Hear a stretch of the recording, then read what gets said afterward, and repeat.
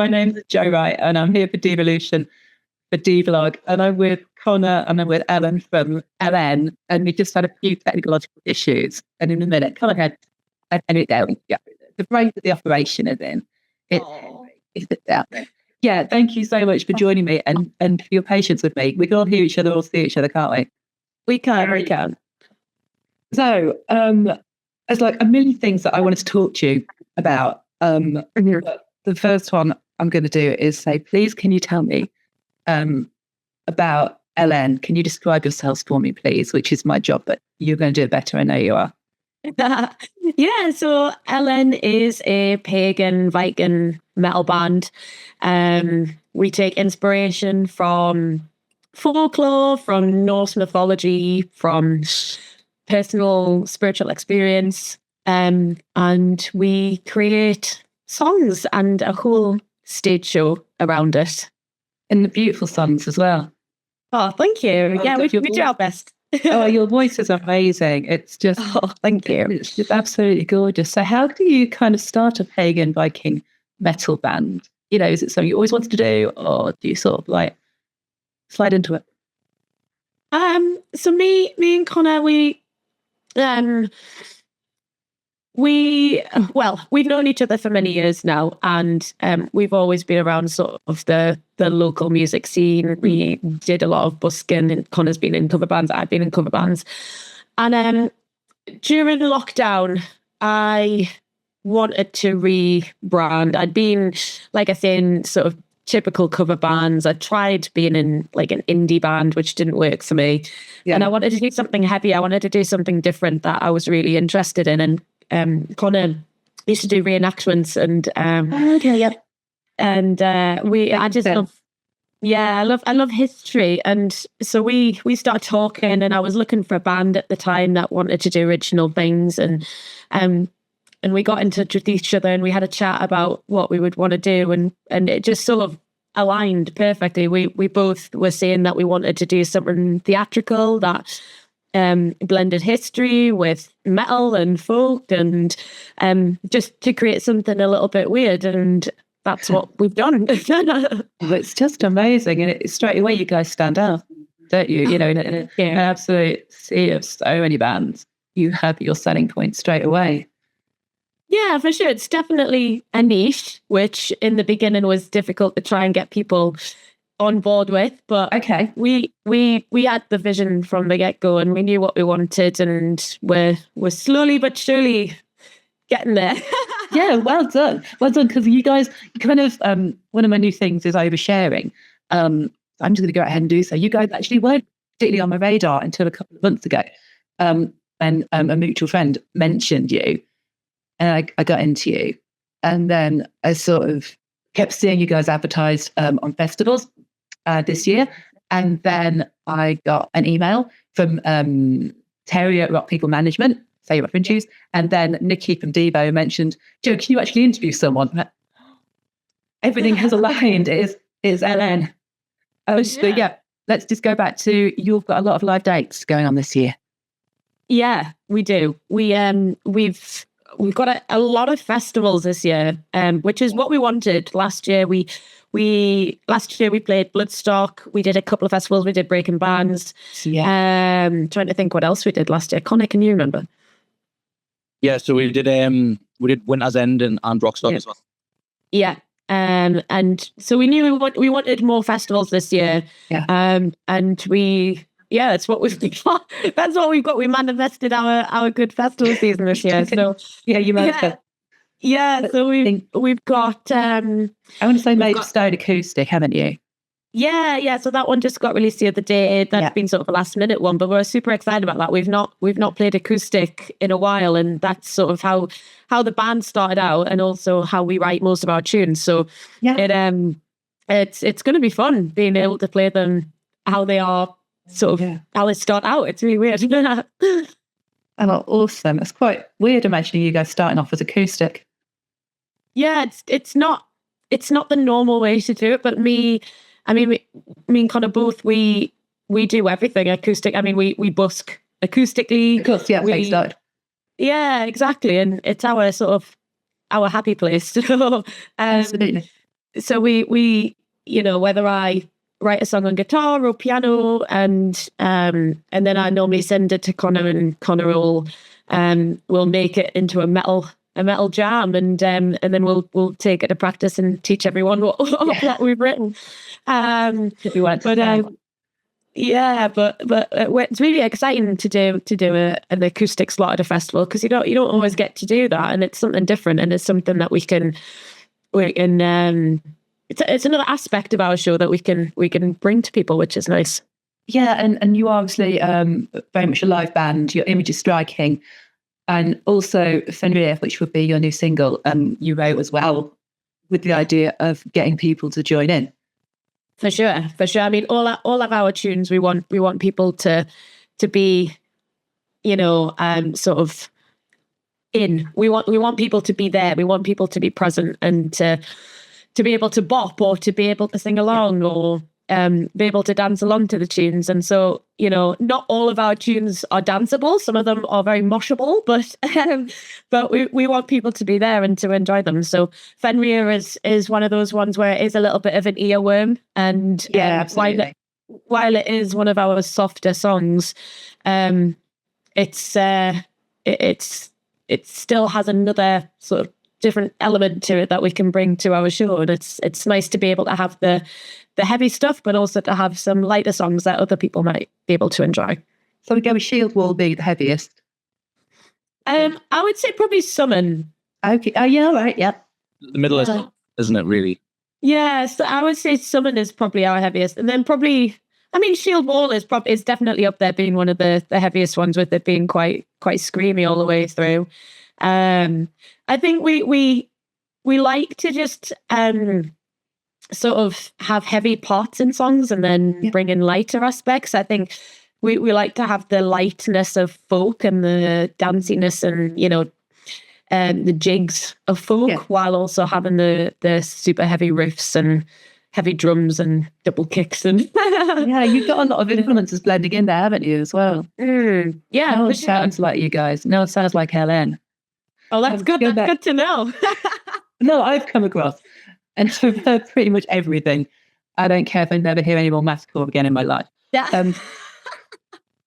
You guys aren't big mathcore fans, are you? Please, I've just offended it. genre. So, Shield, I'm gonna get right. Shield Wall and Fenrir are of your coming EP. Yes, we have an upcoming EP called Völuspá, and I can't. Yeah, it's basically the first chapter of the Great Eddas, which is it's basically written by a woman, and she was a seeress, and she was basically telling Odin what is to come, telling him of wars, of battles, of his sort of secrets, what's going to happen to Odin, and so with that being a woman, she's called Volva. And she is just super badass, and basically told Odin that he's not going to live forever, and that he needs to get over it, basically. So we knew we wanted to do a North mythology based EP. Yeah. And while Shield Wall isn't necessarily mythology, I mean, it's definitely super Viking. And absolutely. Still fits into it, and I guess we've made it our own, because Shield Wall is for our peasants, yes, for our fans, and it's our mythology, I guess. So it fits. And it's such a nice way of putting it as well. It's a proper battle cry, isn't it? It is, yeah. Call to arms.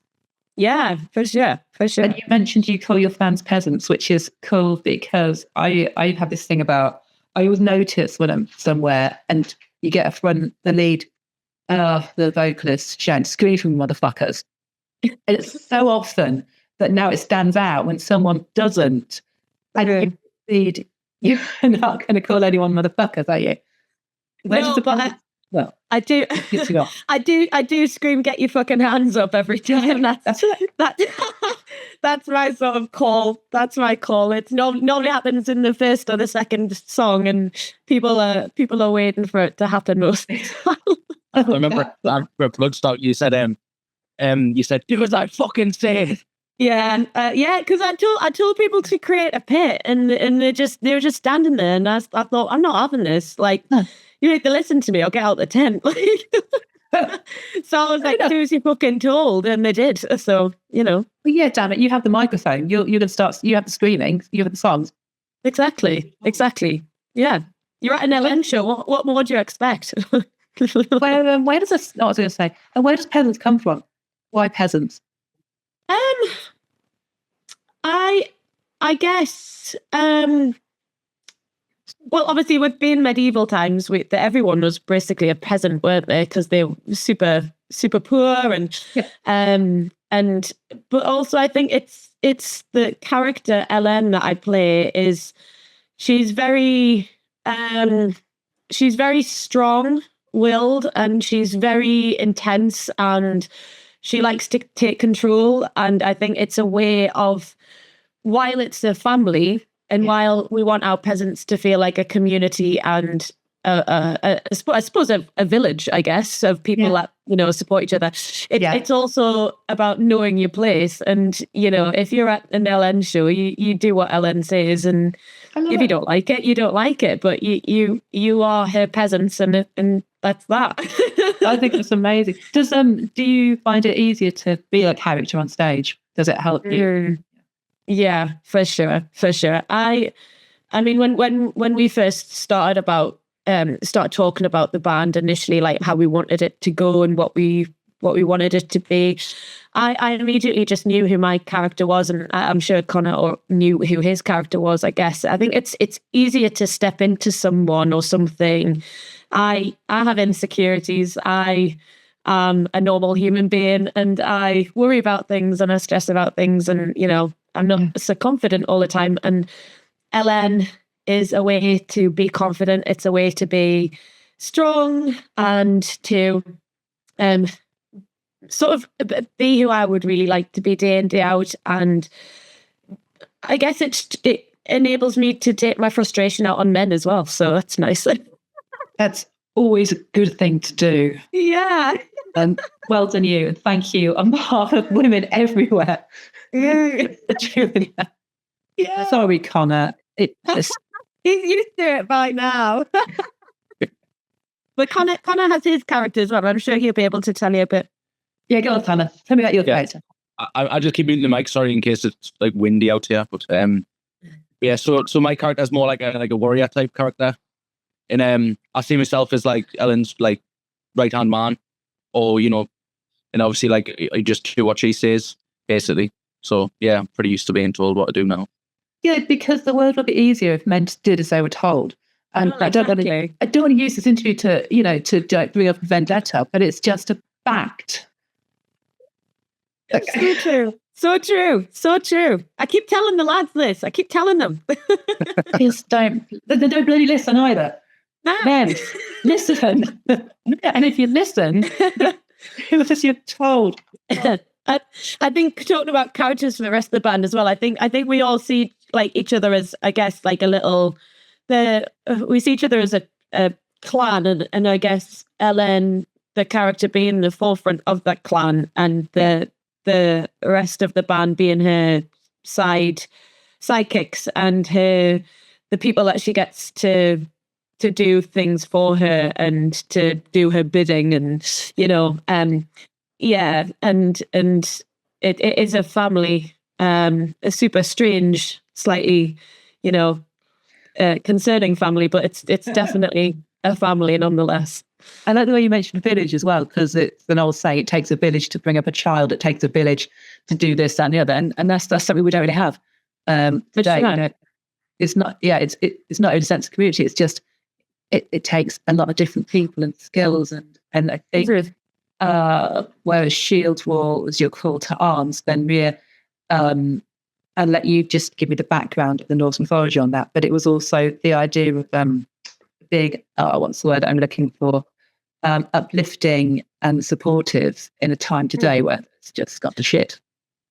Well, yeah, exactly. I mean, Fenrir is basically a giant wolf who is the offspring of Loki, and Fenrir is the one that brings around Ragnarok because he's set loose. from his bonds, and he is what starts the whole downfall of Asgard and of Odin eventually. And I think, I mean, I just love wolves. I've always loved Fenrir and direwolves, and I just think the most beautiful thing ever. And when I sat down to write this, I mean, it didn't take very long to write it. It was one of those ones that just came out in no time, basically. But it just feels very fitting on the eve of World War III to, it's weird timing, but the song is essentially about the downfall of everything around you and everything that you know to be true. And albeit Ragnarok is supposed to be the end of all and the end of Asgard and the ending, I think, with endings come good things and come change. And I think it's a song about while things are burning and that things are falling from the sky and, it's all going wrong and it's not what you wanted. Yeah. There's also something comes after that, and what is that comes after that, and hopefully that is hope and positivity and positive change. Got to burn things to the ground to then start back up again, haven't you? Unfortunately. Yeah. Is that right? Yeah. You mentioned also earlier about your inspiration comes from spiritual experiences as well. Are you happy to maybe share that? No worries if not.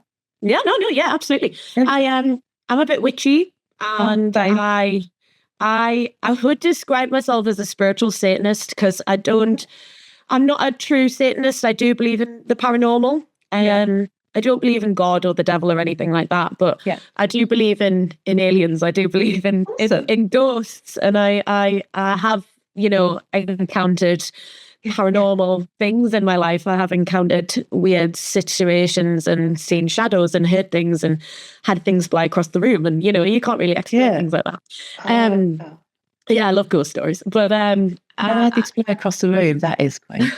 But I'm also very in tune with nature, and it's something that's very in my forefront of my existence, I guess. And I love nature. I love being outdoors and the world, and I'm very conscious about it. And so my spirituality, while it's not pure witchcraft, and I'm not spending all day hexing people or manifesting. Which would also be a good use of your time, in fairness. It would be. It actually would be. I wish I had more time in the day to do that, because I could definitely do some good. But I sometimes I quite enjoy making spell jars for people, for positivity and things like that. I like to do good, but for me, like I say, my spirituality is primarily comes from nature and loving nature and my experiences in the world and energy. I think a lot about energy, and that's where I pull quite a lot of my inspiration from. Thank you for sharing. Yeah, it's all right. That's really nice. I pretty much once a week think I would have been burnt at the stake. Me too.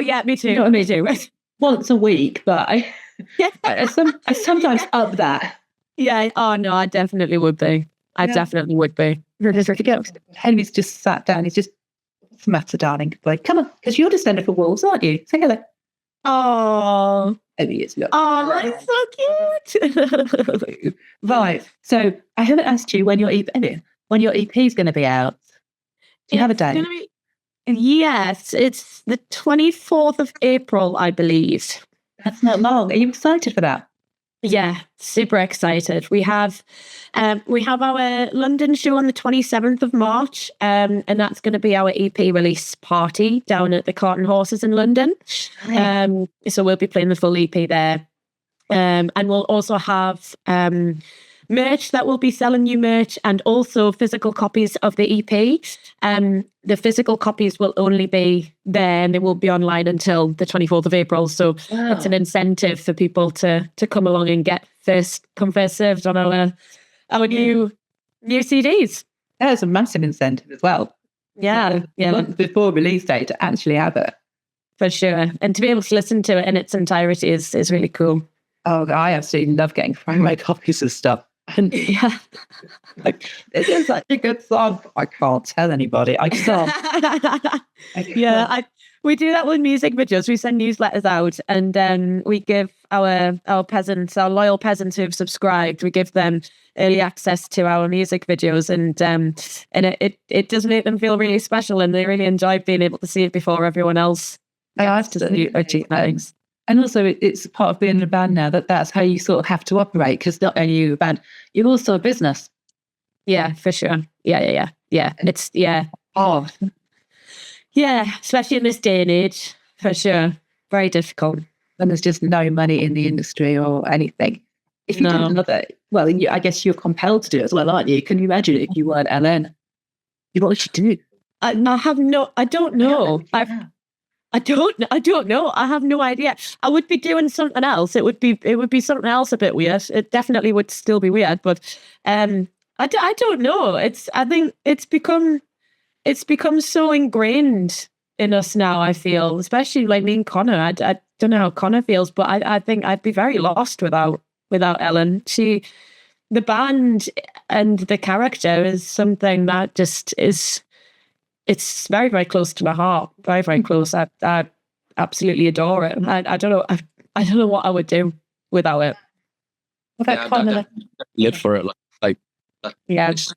We look forward to that. That's like pretty much the only thing you look forward to sometimes as well. And like I've said to Ellen many times, I said without her in my life, it would be infinitely worse. Like if we didn't have this. Mm-hmm. Yeah. I'm very grateful. Yeah, me too. Such a nice thing to say as well. Again, thank you for sharing. You're obviously a band of friends. Oh, you're best friends. Yeah. Just play. Yeah. Just so nice. And you guys, you've taken time out of your day jobs as well, haven't you? Today. I'm actually off work today, thankfully. But yeah, no, definitely, I'm taking time out of my day after listening. No, it's a pleasure. No, we I work for the NHS, so my shifts are all over the place. So, bless you. You're the best. Yeah, I know. Thank you. Because it was thank you for doing that. That's all right. You can't make it easy. So actually, COVID was must have been a horrid time for you at the NHS, but actually, yeah, you've taken a little good out of that, and that's where Ellen came from. Yeah, for sure. Yeah, I mean, COVID was horrible. It was a horrible time. I mean, since COVID, it's still been horrible. Oh, yeah. If anything, it's worse. You feel very disconnected now, doesn't it, with what's going on? It's mad. We went down the wrong universe. Yeah. Yeah. It does feel like we've entered a parallel universe after COVID. It's really quite strange. It just feels like a glitch in the Matrix. It's horrible. But like we say, I think without Ellen, it would just be worse. Worse. Yeah, it does feel to me like the world is just still reeling from what the hell happened. Yeah, I agree. Right, so what haven't I asked you?